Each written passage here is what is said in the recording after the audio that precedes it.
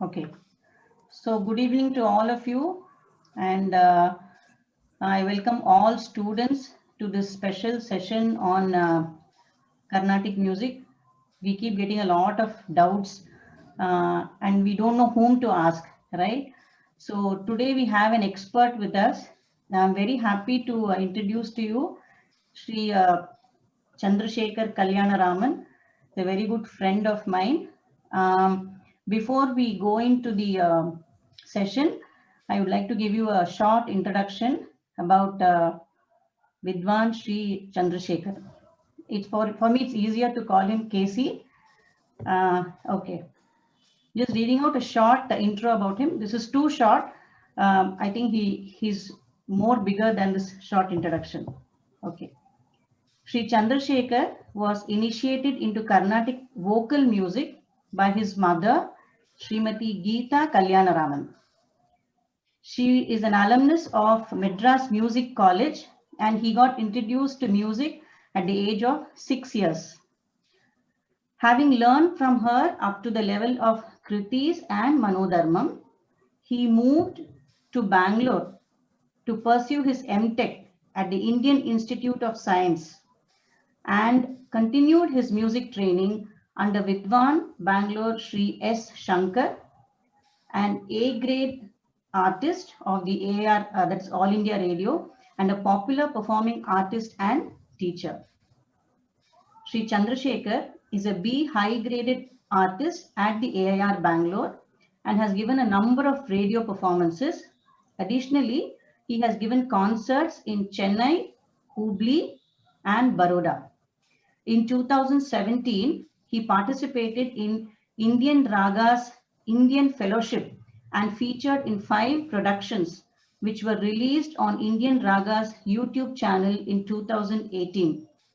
Balancing a full-time job as an electronics design engineer with music, he continues to practice, learn, also teaches a few students in Bangalore and other parts of the world.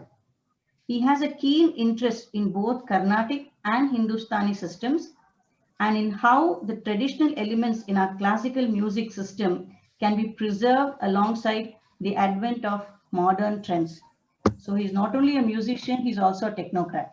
Right? We are very happy to have you with us, Casey. I'm sure this is going to be a very, very fruitful experience and learning for all students here. We have a few of your students also joining. And so shall we start? Sure, yeah, thank you very much for the kind and generous introduction. I'm very happy to see everyone and hope to have a great session interacting with you all of you. Yeah. Okay. So first, Casey, I just want to start off with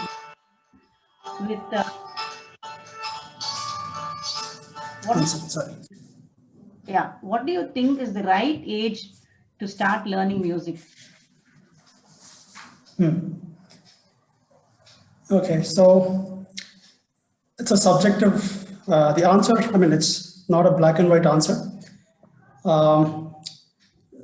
Let's look at what is required, right? So whether it's vocal music or instrumental music, if you're talking about classical music, there is a certain period of training that has to be undergone in order to reach a certain level of capability and felicity. So, for example, if you're talking about the voice also is an instrument, right? And it's made of muscle, and it needs to be trained so that it's flexible enough, powerful enough, and tuneful enough that other people can enjoy listening to you. Or if you're learning an instrument, you need your fingers to be dexterous. You need skill and the technique of fingering. Or if it's an instrument like a flute, the blowing technique, or for a violin, you need to learn fingering and bowing technique. So learning the technique itself takes quite some time, and it's the earlier you start, the better it is, right? Because as with most other things, the muscles of your voice box or the muscles of your fingers, they are more amenable to training at a smaller age. The older you grow, you sort of lose a certain window of opportunity. And so, from that perspective, earlier the better. But then we also need to, how early is, should we start? Like some people ask me, can my kid start learning at the age of 3? He listens to music at home and he likes music, and he's just 3 years old. Can I start, put him in class?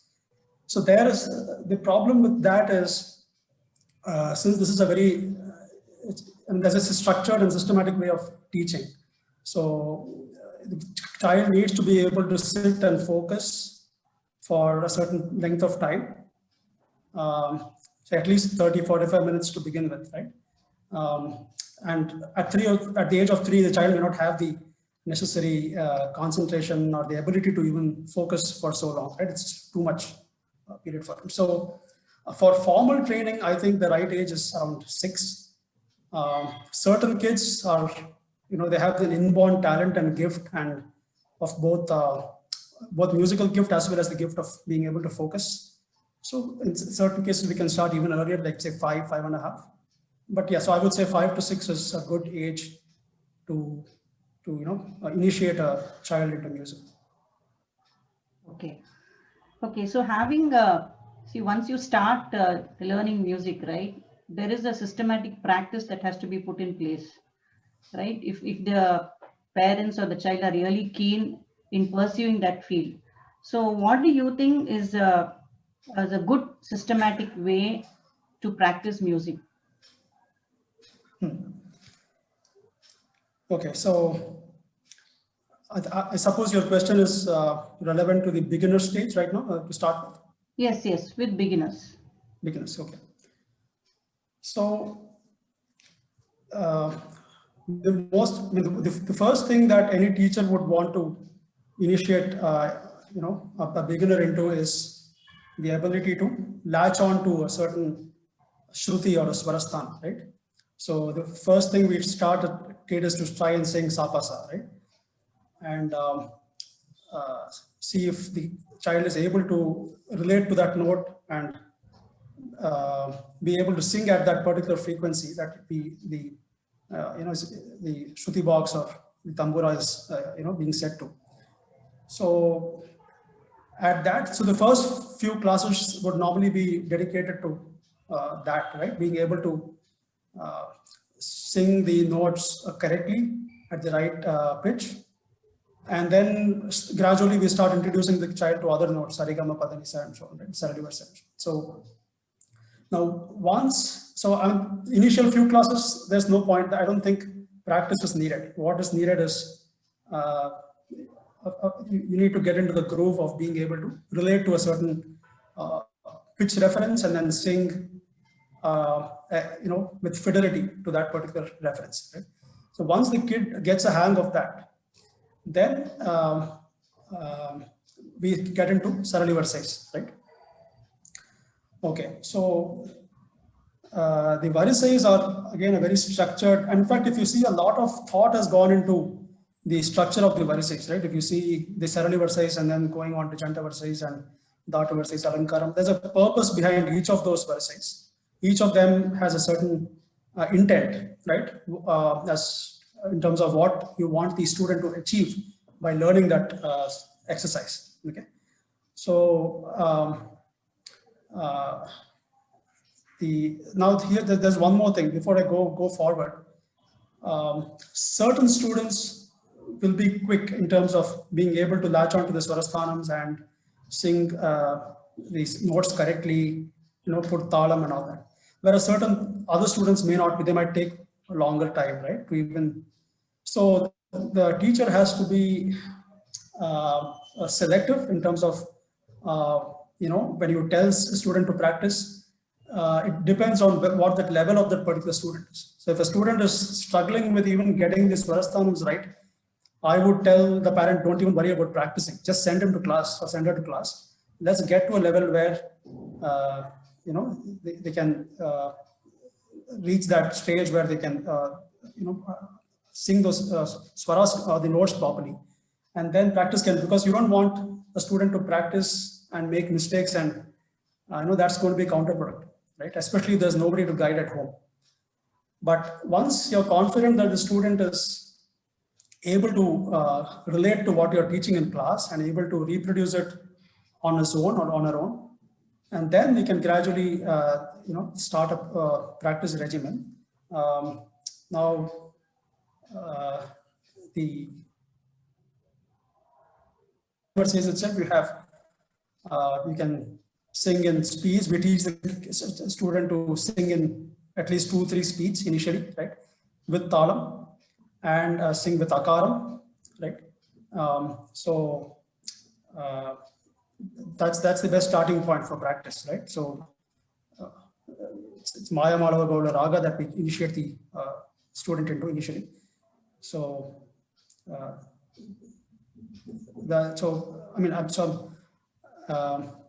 a starting point, and then as you go forward, you latch on to more and more Manchanta Varsais, Dhatu Varsais, Alankarams, and so on, right? So you say that till the student is comfortable with the swaras, thanas, and the swaras, Shruti, there's no need of practice, and it's enough if the child just attends class, because many of the parents know who don't have a background about music, as you said. They ask, like, how do we know the child is singing correctly or not when it's practicing? So your suggestion is till the child is comfortable with the Shruti and the Swarasthanas, you don't have to put too much effort on practicing because they may practice wrong. Correct. There are certain things we could do. For example, the teacher can provide an audio clip so that at home you can do a guided practice. Turn on that clip and then sing along with it. That's okay. So again, we can divide the students who are able to sing the notes correctly in class can be again divided into 2 categories. One is those who, as they listen, they can sing along correctly, and then there's another category who even without on their own they can sing, right, even without guidance. So for that first category, an audio clip would help. So at least they have something as a reference, and then if you're confident enough that by listening to it they will sing correctly, then that's one method to sort of get around the problem of not having a supervision or guide at home. The other thing we could do is ask them to record whatever they practice and send it to the teacher, so that the teacher can quickly listen to it and assess what's going on, right? If it is satisfactory, fine. If it's not, then I think that the practice is not really going to help. Okay. So this is for the beginners that you have told, right? So what if they are a little advanced, say when they come to Geetams or Varnams? So what would be the way to go about practice? Okay. So I'll spend a little more time on this. So first of all, I think the number one thing is practice needs to be a part of your routine, and this is something I can't emphasize enough. Today's lifestyle is so, it's cluttered, right? We have so many things to do, and kids are learning to do so many things. So we often have lots of excuses not to practice. So the first thing is to make it a part of our daily routine, right? Allocate even 15 minutes, 30 minutes a day, right? You don't need to necessarily sing 1 hour a day. Even if you can do 15-30 minutes a day, preferably morning, right? If you can get up, say 30 minutes, 15 minutes before your wake up time, so that you have the time to practice. So that's the first thing to do, okay? And then the next question is what to do. Okay, so number 2, always use a Shruti reference. Okay, never sing without a Shruti box or a tambura or a Shruti reference. Okay, so that's rule number 2. The first thing that one should practice is the Shruti alignment, right? So once you have your Shruti box or the tambura playing, listen to it carefully, and then just start with one note. Just start with the Adhara Shacha, the Sa, right? And then try to hold it. Now this is a simple thing, but let me just demo it in case.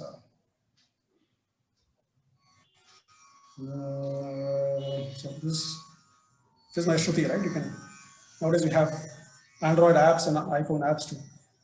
So, okay, so just get used to the Shruti and then try to now sing the same thing as longer and longer. Try to hold the note at that accurate position for as long as you can. And this is where you also need to build lung power, right? So if you can do a few breathing exercises before starting, like pranayama, right? Take deep breaths through either nostril and then start. So I'm taking a deep breath.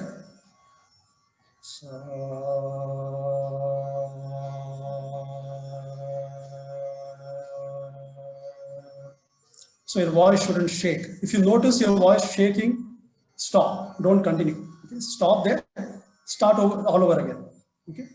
So as you keep doing this, the ability or the time for which you can hold the note without shaking should increase over time. 10 seconds, 15 seconds, 20 seconds, 30 seconds. You should aim to be able to increase that time span for which you can hold the note.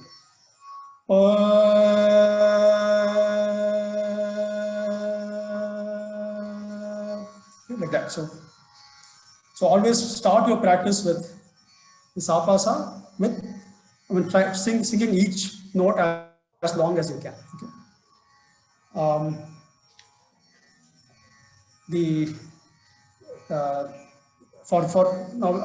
For beginners, the other exercise I always recommend is to practice note positioning, right?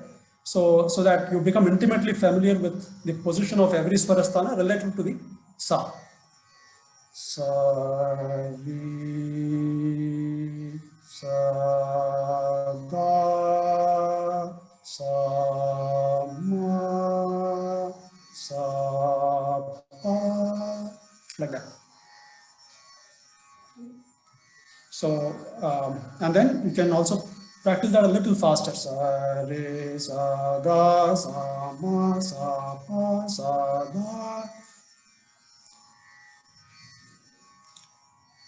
So these are some good exercises to start off your practice, so that you get into the zone, right, and you become absorbed in the Shruti.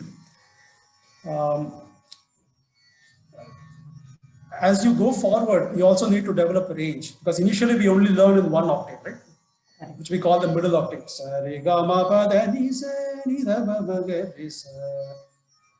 But going forward, you also learn the Melsthayi Varsai, Kulsthayi Varsai, right? Where you need to be able to sing in the higher octave, lower octave. So when you get to that stage, another very useful exercise to practice is also do the same exercise of holding notes in the lower octave, for example. So,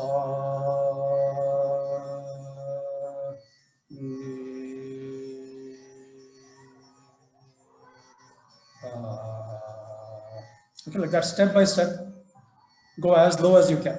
Okay, so initially everybody has a problem singing low notes, right? Sometimes we can only produce wind when we try to sing the lower da or lower pa. So that is natural. Over time, the voice has to open up. Okay, and for that, go step by step. If you can only reach the da today, that's fine. Don't try to strain yourself. Keep singing up to the da for a few days, and then you will find automatically after a week you'll be able to sing one note lower. You can go to the pa also.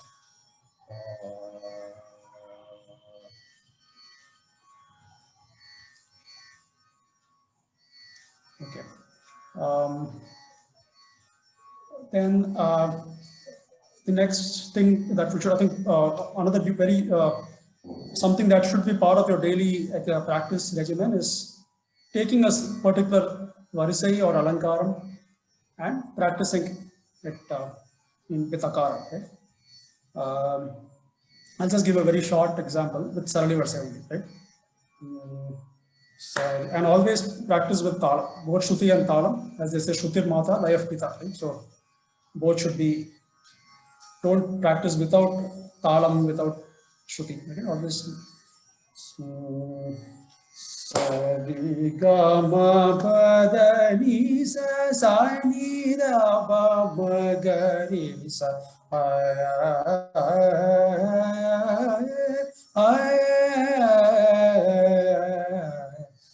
Sari ga ma pa da ni sa sa ni da pa ma ga ri sa.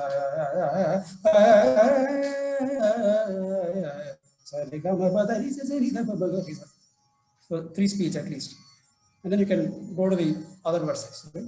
So once you are able to sing fast, then you don't need to sing the lower speeds. Okay, then you're for people who are in advanced stage or intermediate stage, if you're already able to sing, say, second, third speed, only practice that speed, right?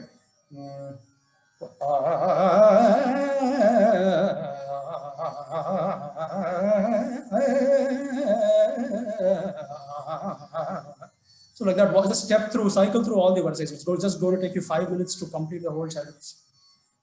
Right? Likewise, Chanta verses.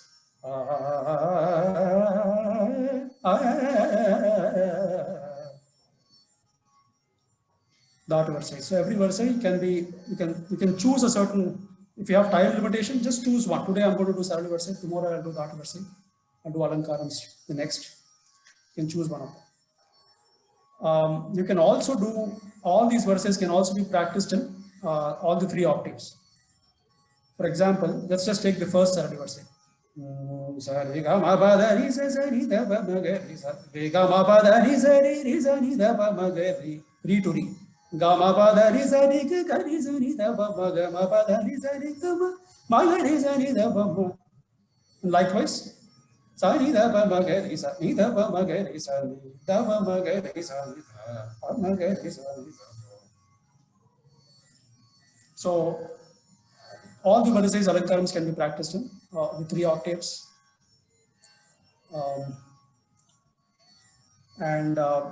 Then as you go forward, also try to practice with. So akaram is the first thing, but we also later you can also try practicing with other vowels like E and U, ikaram, ukaram. For example, let me take a Dhatu verse. Sa ri sa ga ri ma sa ma ga ri sa ri ga ma. Like the first Dhatu verse.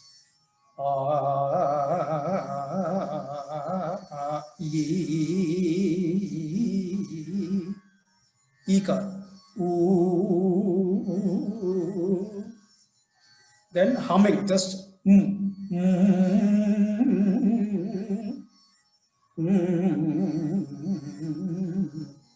So why is this important? Because when you sing krithis and varnams and all that, right? When you have sahityam, and sahityam you'll have all kinds of vowels. You'll have e, u, and should be able to sing whatever musical phrase is there, independent of the vowel type. So practicing with akaram, ikaram, ukaram, and the humming, all of this. And actually humming is also very good because it helps you to enhance the power of the voice, the throw of the voice. And it should be when I say humming, it should be a resonant humming. Okay, should not hold your lips tight. If your lips are too tight, you won't be able to produce sound, right? So they have to be loosely closed. It should be resonant. The sound should be. If you can sing this well, then your akaram will become louder. You'll get more volume.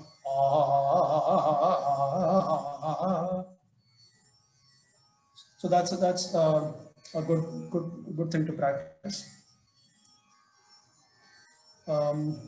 So I think, yeah, I'm not sure because I need to be mindful of the time. So should I give some more tips on this? Or? No, you can give more tips for our students. They're all very attentively listening. I just have one question. All these should be practiced with the gamakam? Yeah, that's a good question. I think before that, we should answer the question when to introduce gamakams. Yes, yes. So the thing about Carnatic music is, yes, gamakams play a very important role. At the same time, some people have this tendency to just shake everything, right? So it's not ever. So it's we shouldn't give the impression that Carnatic music is all about shaking the notes all over the place, right? So the importance of pure notes is also critical. So my approach is that first let the student master the plain notes. So while teaching the Sarali Varsais or the Janta Varsais and Dhatu Varsais, Alankarams, I prefer not to teach the Gamakams. Let them sing the plain notes.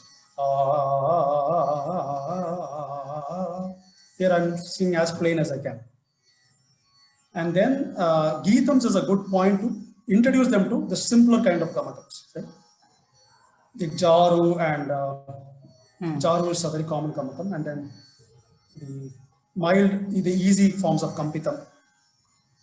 Those can be introduced with Gamakams. Now, once we introduce them, then, and once they grasp those Gamakams, then we have to always go back. So Carnatic music is, you should never abandon what you learned first, right? Even today, I need to practice Sarali Varsai, Alankaram, Dhatu Varsai. It's not that, you know, I forget it.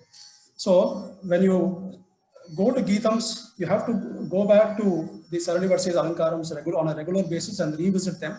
And that time we can demonstrate how to sing those same things with Gamakams also. Okay.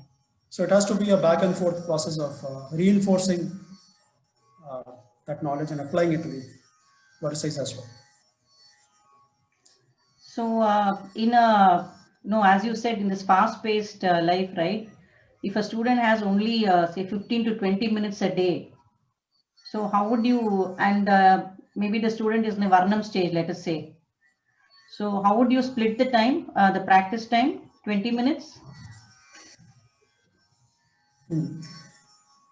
Okay, so I'm assuming you would want to practice at least one Varnam in that 20-minute. Assuming he or she is learning this maybe 5th or 6th Varnam. Okay. So you could spend at least 5 minutes on doing a Akara Sadhakam for a chosen. See, the thing about when you have reached the Varnam stage, it means that you've already been introduced to a few ragams. Correct. So what you need to do is also go back and practice those Sarali Varsais, Dhatu Varsais, Alankarams and so on in the new ragams that you have learned. For example, if you have learned Shankarabharam, right? Sari, sari, sagari, gari, maza, magari, sari, gamari, gari, maga, maga. Or even, so Shankarabharam is a Sampurna raga, it has all the 7 notes. But what about a ragam like Mohan, which has only 5 notes? You can still do sari, sagari, gari, pa, sa, pa, gari, sari, ga, pa. Just don't use the ma, right? So, let's say you want to practice Mohanam Varnam today. Fine. Take Mohanam, practice a couple of Sarali Varsais, practice a couple of Janta Varsais, practice a couple of Alankarams. Right? That will take you not more than 8 minutes or so. And then go to the Varnam. Right? So, for example, the first Alankaram.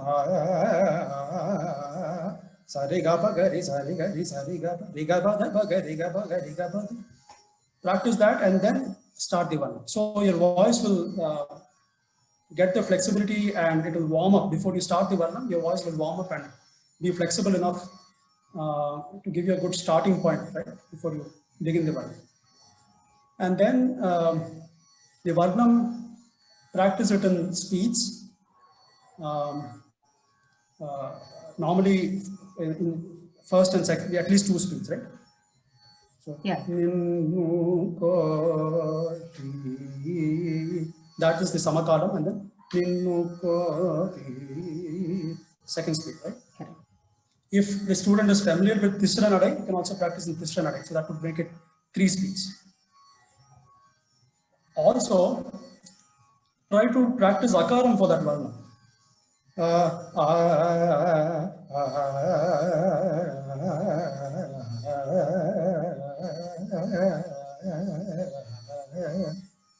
That is a very good exercise. Okay, and so Akaram or Ekaram, take Ekaram today, take Ukaram tomorrow. So if you practice a Varnam for 7 days in a week, each of those days you can do one different thing with that one.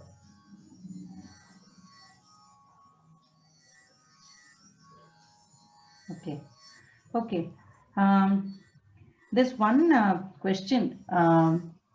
Singing with Gamakam, right? I mean, generally Carnatic music has a lot of varieties, right? And the most commonly talked is what is voice modulation. We talk a lot about voice modulation, and some students are not clear about how to modulate your voice, how to go about bringing that modulation. So if you can just throw some light into that, I think it will be beneficial, because many students here are in the Kriti level. So Right. be useful for them. Yeah. So voice modulation essentially is the, uh, the volume of the voice should be varied, right, depending on on the context, or depending on the musical context or the bhavam of the song. There are a few parameters that come into play here. So we'll not talk about that, but how to modulate the voice. And I agree, it can be difficult for a beginner to even try to understand what it means and how to execute it. But the simplest thing we can do to practice modulation is just sapasa, right? For example, I'm singing it at a fixed volume. Okay, I'm not changing my volume. Now I'm going to sing it with I'm going to start loud, go soft, and then again come back loud. Just observe.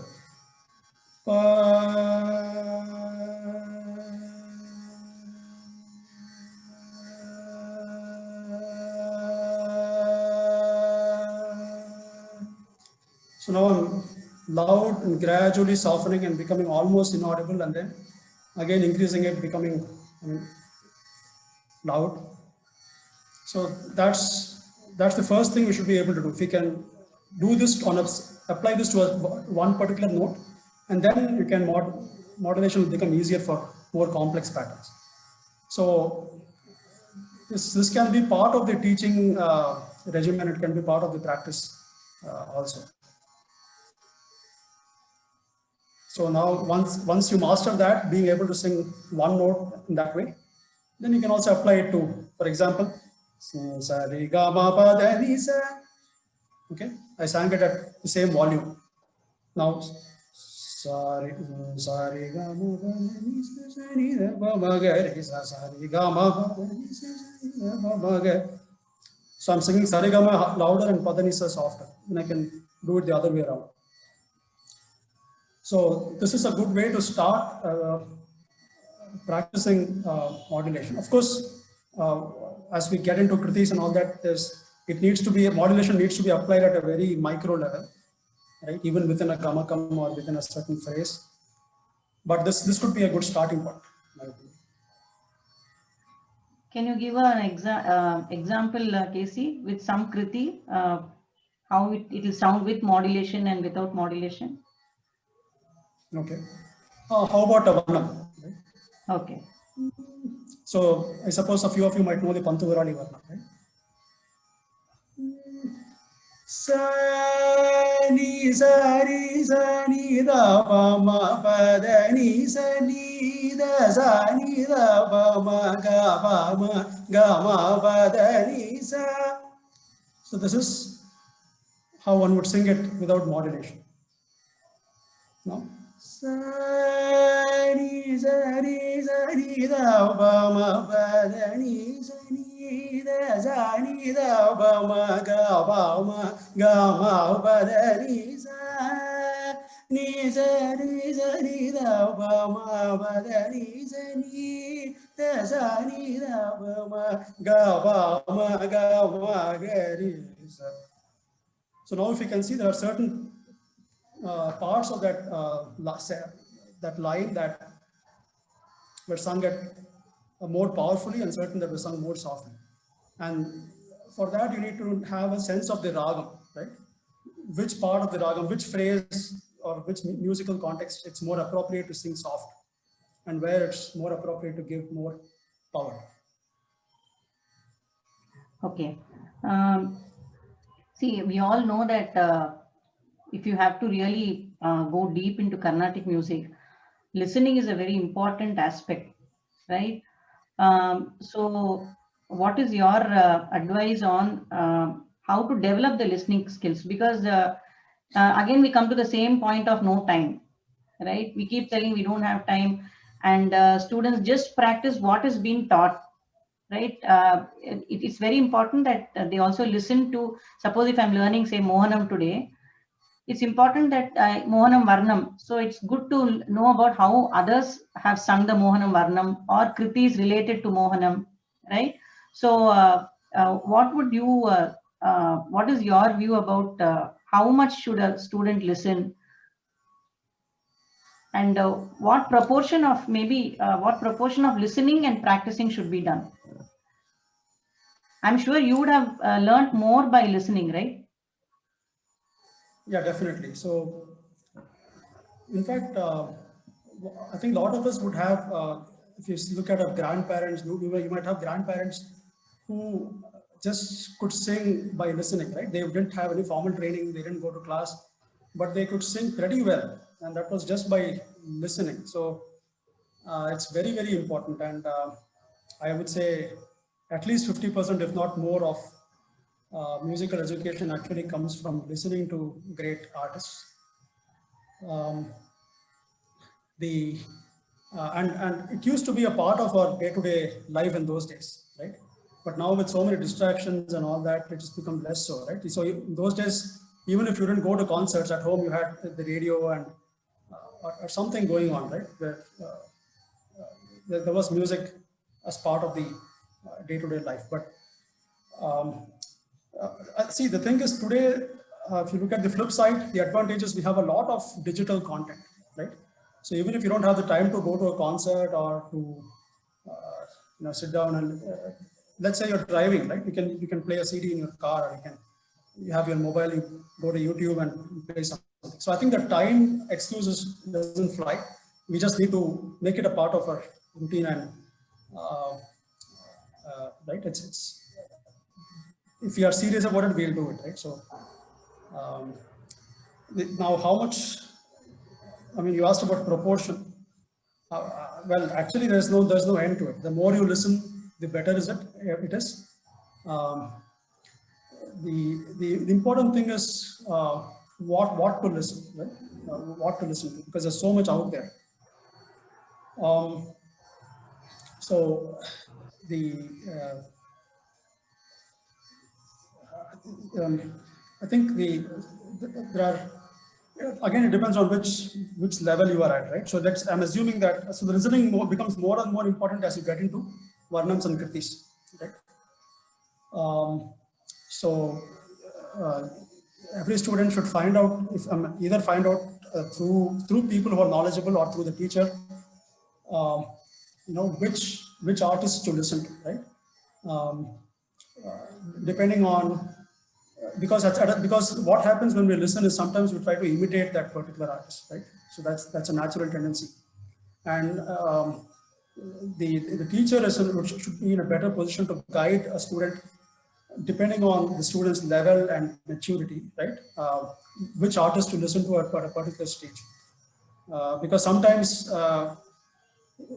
the student is not at a mature level, asking them to listen to say Semangudi Srinivas Iyer or Alathur brothers may not, it's be completely boring for the student, right? Because they still haven't evolved to that level, right?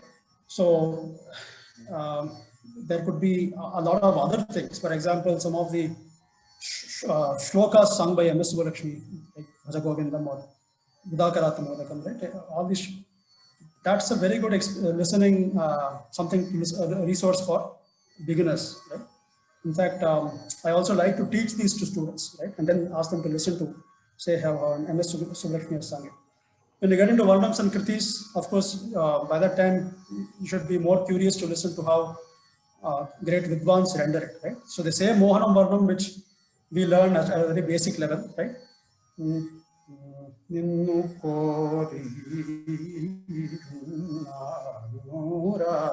That's how a beginner would sing, right? But then if you listen to a great artist sing it, there's a world of difference, right? All the gamakams and the bhav, how the whole, what's called bhavam, right? There's an energy and a bhavam that's instilled into the song when a great artist handles the same one, right? So all these things you have to pick up by listening, right? At least even if we cannot sing it, we should be aware that there's a gap. I'm not there yet. Right? That itself is that's the first step to learning further. And the more you listen to, the more you'll be aware of your own limitations. Right? When we don't listen, the problem is we think everything is all right. I'm singing fine. That's the trap that we fall into. Okay. Is copying not advisable, Casey? Won't it help the student? Copying in what sense? You mean copying a certain style? Not style. See, suppose if I'm not getting gamakams the right way. So if I'm copying an artist in exactly in the same way that he or she is singing, so that will be beneficial to me, right? So again, there are certain people who have an inborn musically gifted, right? So they can easily latch onto, they can hear somebody sing and easily reproduce it perfectly, right? And you see all these prodigies and all these talent shows and all that who can do that. So that's one level, but then not every student is at that level. So that's where the teacher needs to play a key role. Depending on the level of the student is how you expose them, and how for some students the gamakas can be hard, and just trying to latch on to an artist singing it and trying to reproduce can be pretty difficult. So that's where the teacher needs to step in and make it a more step-by-step process, right? For example,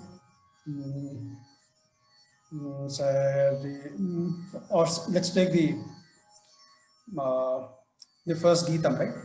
Shri Ganatha Ma Shri Gada. The Da is a Kampita Gamakam, that Da, right? So probably need to explain to the student that this is Da is not Da, it's not at the plain Da position, but there is an oscillation, right? So sometimes certain students, they understand when you explain to them technically that it's oscillating between and then they get it. Sometimes, in fact, I like to use a keyboard or a harmonium as a teaching aid for beginners. One advantage is I don't have to strain my voice that much, and secondly, it helps them visualize it a bit better. That's what I feel. So even though the harmonium is not an ideal instrument for Indian classical, but still, at least visualizing the notes is easy on a harmonium because you can see the keys, right? Unlike a violin or something where it's very continuous, right? But on a harmonium you can visualize it. So then they understand, okay, the Da is actually not a fixed note, but it's oscillating between Pa and Da. And then first do it slowly, and then gradually make it faster, right? So some students need to go through that step-by-step approach before they can actually analyze what's going on. Okay, one more very important thing of listening, just going back to your question about listening, is there are many ways in which we can listen, right? There are many levels at which we can listen. One is a very casual listening. Yeah, I listened to this. Yeah, it was great, fine. But we didn't analyze any of it, right? We just listened to it and it went out. At the next level is to try to analyze what's going, right? So, of course, analysis can happen at various levels, but at least start the process. Okay, what ragam is this? What notes are there, right? On which notes is he singing gamakams, right? What kind of gamakam? So, one thing that I think a teacher can inculcate in the students is, you can just dedicate one class as a listening session, right?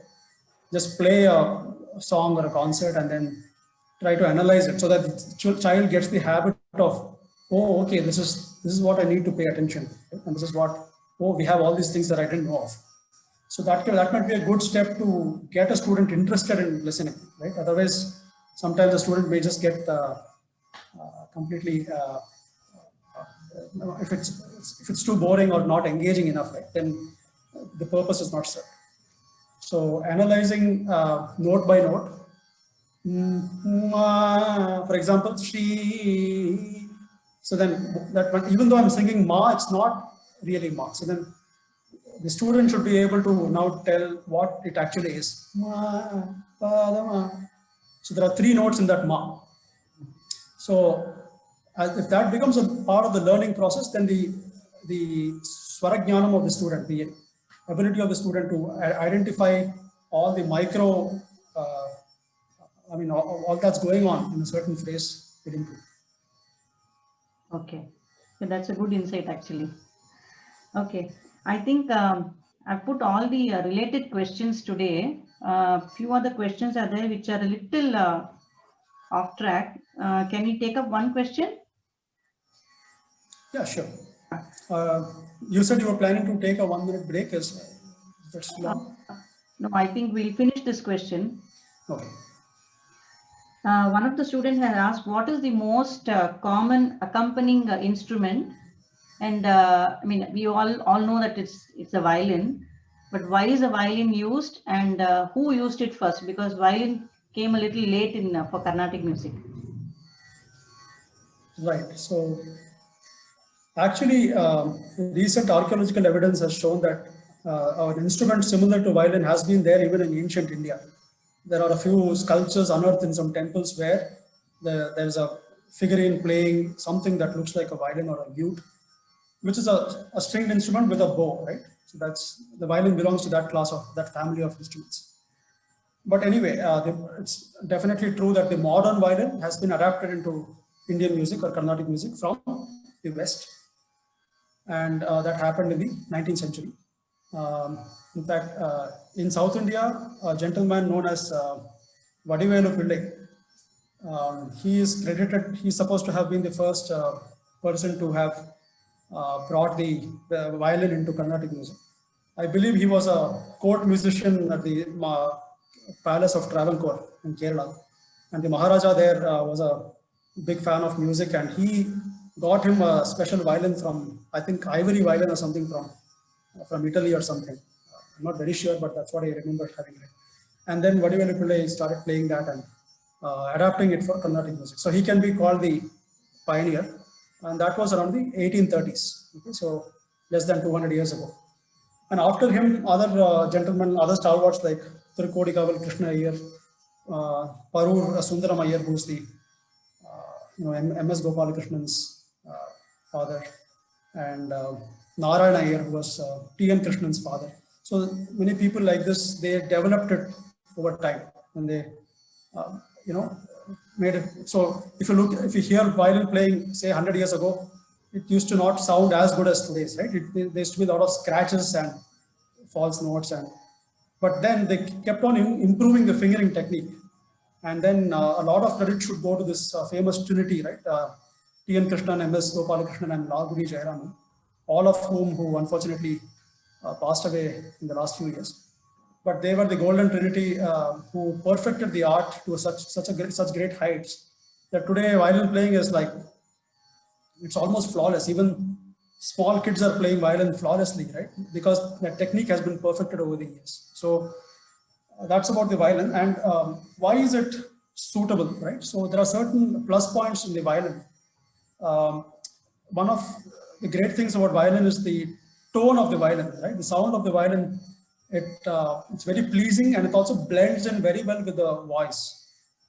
Voice or even other instruments. The violin can be used to accompany flute or veena, and it blends in very well with whatever instrument the main instrument is. The second big advantage of violin is the pitch, the shruti range, right? So to be able to, for example, if the violinist has to accompany a male vocalist, the shruti will normally be around C, or sometimes B or C, C sharp or D, in that range. In Tamil we call it Oru Katta or Rendu Katta, right? In that range. Whereas if it's a female vocalist, the range shruti will be in the range of G, G sharp or A, Anja, Anja Katta, R, right? And then in between you have shrutis like 2.5, 3, 4 and all, right? Where veena and flute are normally played at those shrutis. Good thing about the violin is it can lend itself to this entire range of shrutis. You can find a violin for any of these shrutis. Whereas if I want somebody to accompany me on flute, it's going to be a challenge, because getting a flute for my shruti is not going to work. It's just the physics of the instrument, right? even a veena has a limited shruti range, right? But violin has a very broad shruti range, so that's a big advantage. Of course, there's other practical advantages, and then violin it can produce all the gamakams in Carnatic music, right? In a very continuous way. And then the practical aspects, right? It's compact, it can be transported easily. It's not like a veena is very bulky and unwieldy, but violin you can take it anywhere across the world. Just put it in your cabin baggage and take it. And also, let's say a string gets broken. If, let's say an artist is traveling in Poland or Czechoslovakia or somewhere for a concert and breaks a string, they can easily find a shop where they will repair it quickly, right? So these are all practical aspects which make it very, very handy. Okay. I think we've come to the end of this session. I've almost covered all the questions. More questions, I think we'll take up in the next session. If you have the time. I should thank you for giving us this opportunity. So time for us. I'm just yes. If I could take 2 minutes. Yeah, please. There is one thing that I forgot to mention, right? When you were asking about systematic practice. See, I talked about practice exercises that are common to everybody, right? Everybody can do. But then there are also some exercises that can be specific to a certain student, right? It can be customized based on a certain student's requirement. And that's where the teacher can play a role. If there's a certain area of weakness or an area for improvement, right? Focus on that and try to put more effort into that, right? For example, we have, let's say, a gamakam like, we call it Spurita gamakam, right? For example, in Arabi, right? That ma is actually pamama. So there are 3 notes. Although we are vocalizing it as ma, pamama. Now that can be hard initially for a beginner, right? So how can we practice, put more focus on this, right? So we can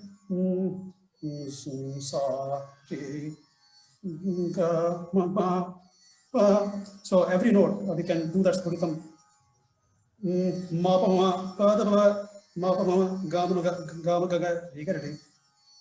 So we can initially it will be tough, but as we practice and practice, the voice will, you're basically training the voice to do a new kind of movement, right?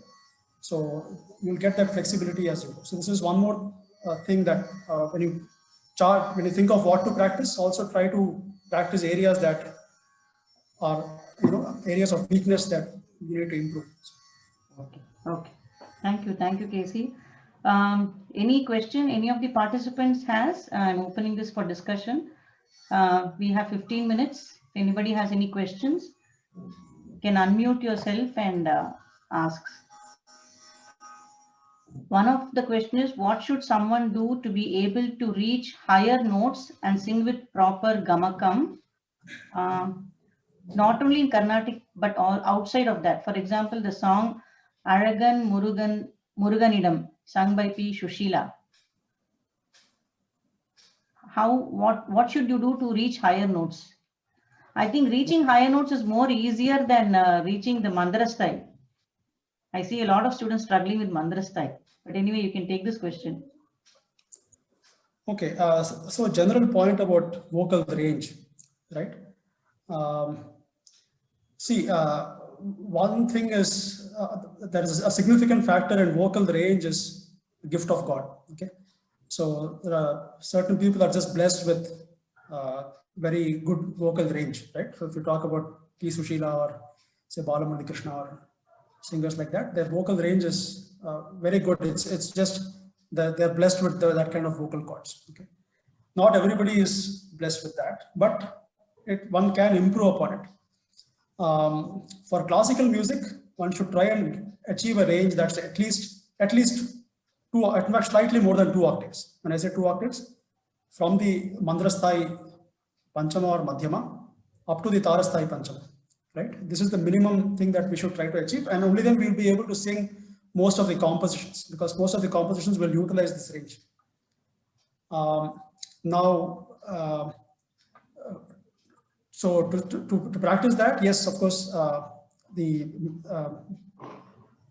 see again here, this is that if you look at the structure of the male style verse, right, it goes step by step, right? There are 5. The first one just starts from Sa, then it goes to Re, next one touches Ga. And that's exactly how one should develop range, step by step, right? You know, you cannot directly try and hit a high note. The voice is not good. You might in fact crack your voice if you try to do that. So go step by step. Se, Re, Ga. So you allow your voice to open up step by step. Okay, that's during the learning process. So I think the question was more about how to improve the range in the higher octave. Is that, if I understood it right? Someone do to be able to reach higher notes and sing with proper gamakam. Okay. If the first step is this, as I said, first try and hit, at least be able to reach the upper panchama. Okay. And for that, the male style versa is a very good exercise to practice at the beginning. And you should be able to see, when I say should have a good range, it means it should have a good volume, good power across that range. Okay. If it becomes very feeble in the higher notes, then that's not a good sign. And one thing that we should always be cautious about when we in classical music is don't try to sing in what we call false voice, right? In light music, you can afford to sing false voice, right? I think, I'm not sure if everybody understands what false voice is, but false voice is not the real voice that comes from within, right? It's they call it the head voice, right? So it's a very light sounding voice. In fact, I'm mentioning this because I think somebody mentioned the singer P. Sushila ji. And see, in film music, sometimes you can get away using your false voice. Okay, it's just that's the nature of the idiom. Whereas in classical music, that's false voice is not going to be accepted. Okay, so for that very reason, reaching a very high range when singing in a classical way is not as easy as singing a film song or a light song at a high pitch. Okay, so that's one thing we should keep in mind. In fact, singing gamakams at high pitch can be very challenging. In fact, for example, if you take a very heavy ragam like Todi, right, with all the gamakams, singing at a high pitch might actually be very strenuous for the voice if you're singing all those gamakams at, for example, Tarasthai, Daivatam, or if you go to Ni and all that and try to sing the gamakams, it's going to be very strenuous on the voice. The second thing is gamakams need to be only used at the appropriate place. Okay? So, in fact, I would there are certain artists that I would really show as examples here. For example, K.V. Narayana Swami sir, or even M.S. Subbulakshmi, right? Their voice remained intact even when, till their later years, right? They didn't, whereas some other artists who were put a lot of power and too much strain on the voice in the higher octave, they lose their voice after a certain point, right? So we also need to learn to cultivate the voice. So that's just a note of caution. But I mean, singing gamakams in higher octave is the same as singing in the lower octave. Technically, there's nothing different.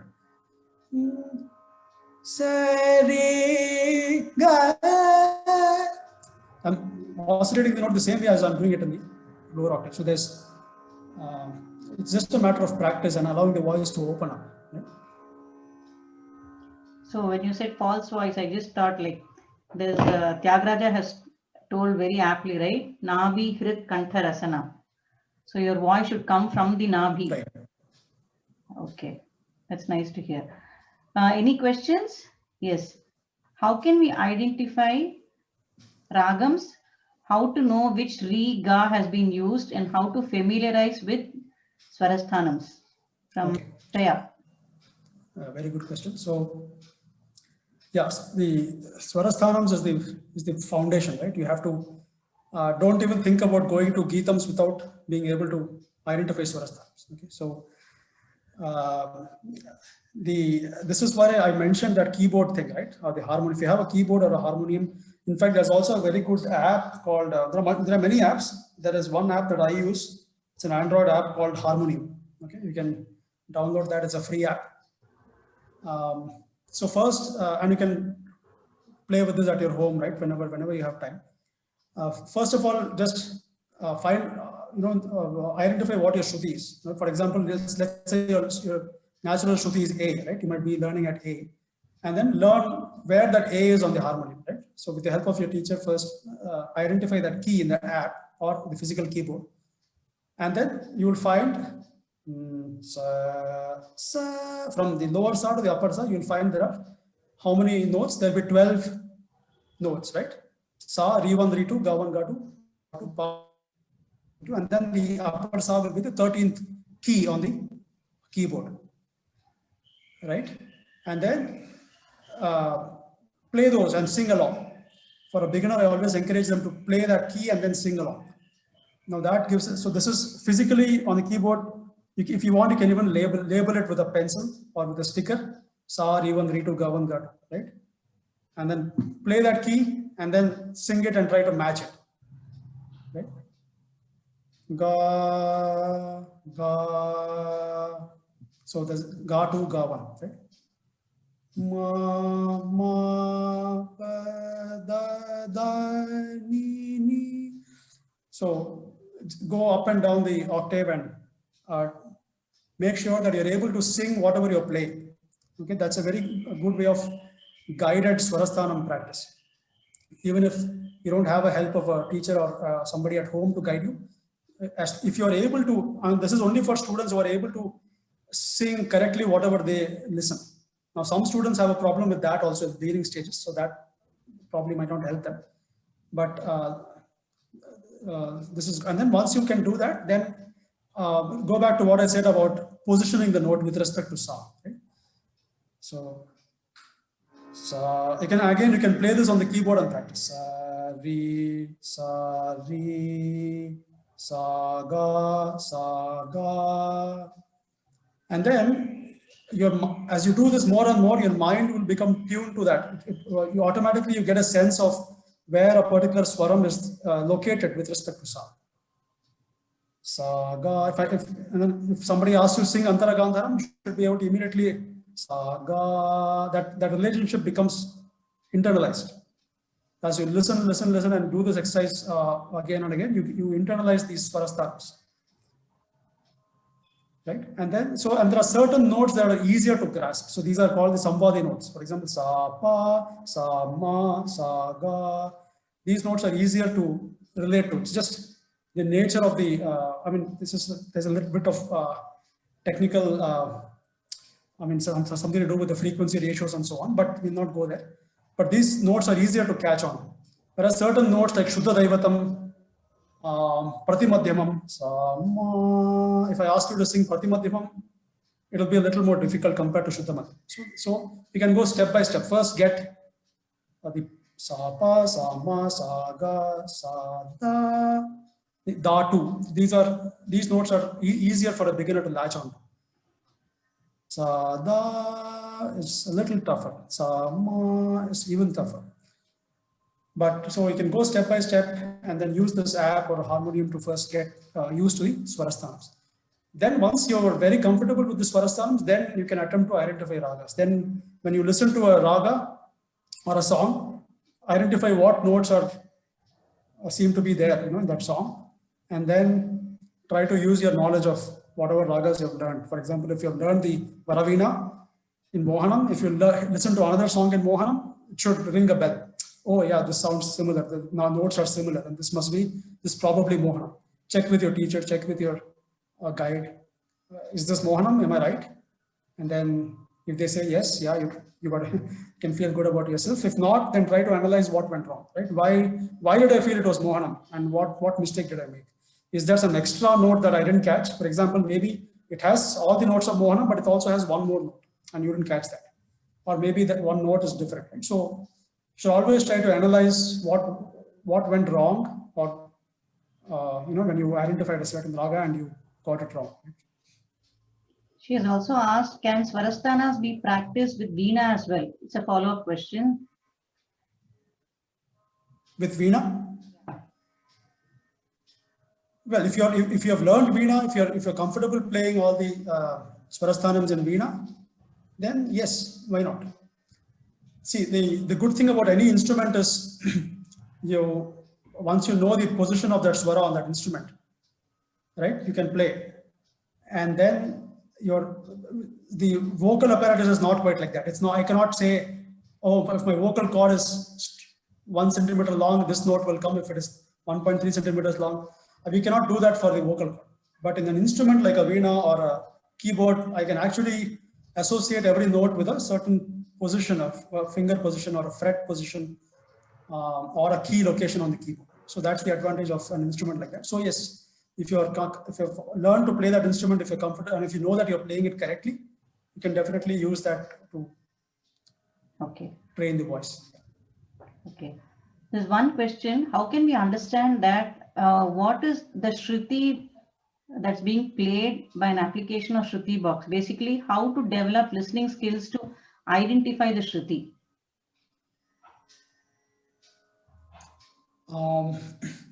I think if I understood the question right, it's like, suppose I'm playing a Shruti, for example, I'm playing a Shruti here.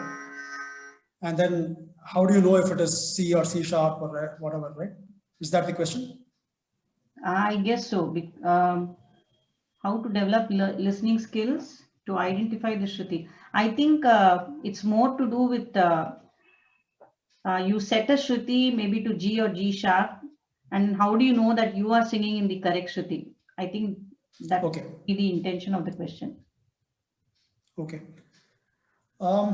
So, well, this is how it works, right? If I just go into a bit of science, it's a closed loop, right? So your brain, you have the ear, right? The ear is the listening apparatus, and then it sends the signals to the brain. The brain processes the sound, and the brain can distinguish the frequency of the sound. When we say Shruti or pitch, in physics, it's actually frequency of the sound, right?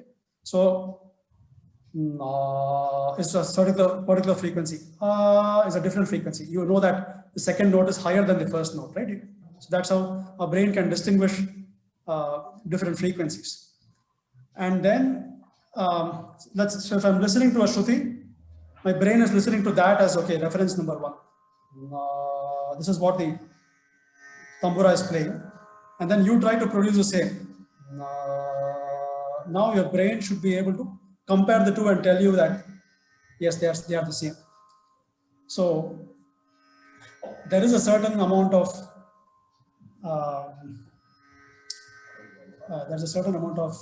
music sense that needs to be there. I mean, if everybody could do this, then you would have a lot of everybody would be singers and musicians. But that's not the case.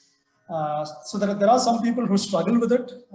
They might lack what is called as the sense of pitch or sense of music, right? So you tell them to sing sa, and then they'll sing sa, they'll sing something totally different, right? So for such students, it's important to let them know right away that they're wrong and keep bringing them back to this reference. So that initial training period might be required.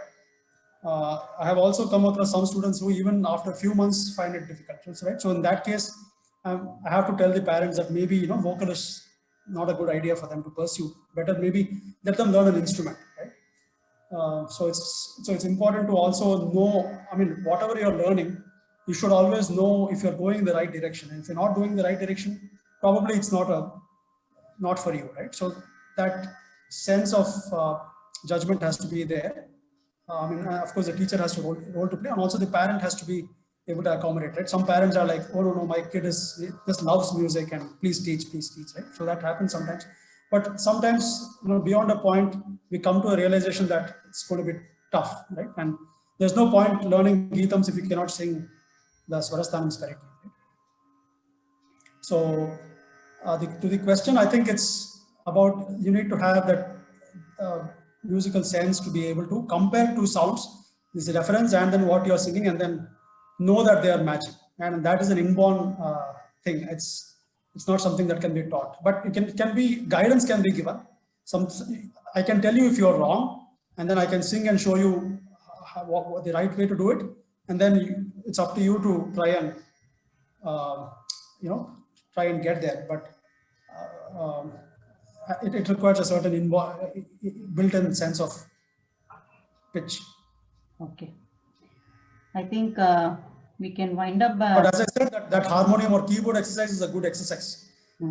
If some student has problems with Swarasthanam, I would recommend that they try this keyboard approach and see if it helps. I think it will help at least in a few cases. So the name of the app is Harmony, right? Harmonium. Harmonium. Okay. Okay. Okay. So I think we will wind up the session. Thank you so much, Casey, for making time. And I would definitely request you for one or more sessions because I think I'm sure it has evinced a lot of interest and more questions have come in each one's mind. So I think we'll take more questions in the next session. And I thank all the participants for patiently sitting through the sessions and listening and coming up with questions. So the next session, I will plan with KCG. So until then, a very good night. Happy weekend. Ram Ram. Namaskaram. Thank you, KCG, once again. Yeah, thank you. And I commend you for organizing this session. I think it's a very good idea. And I thank everybody for participating, and I hope it was helpful. Thank you. Thank you. Thank you, Casey. Thank you.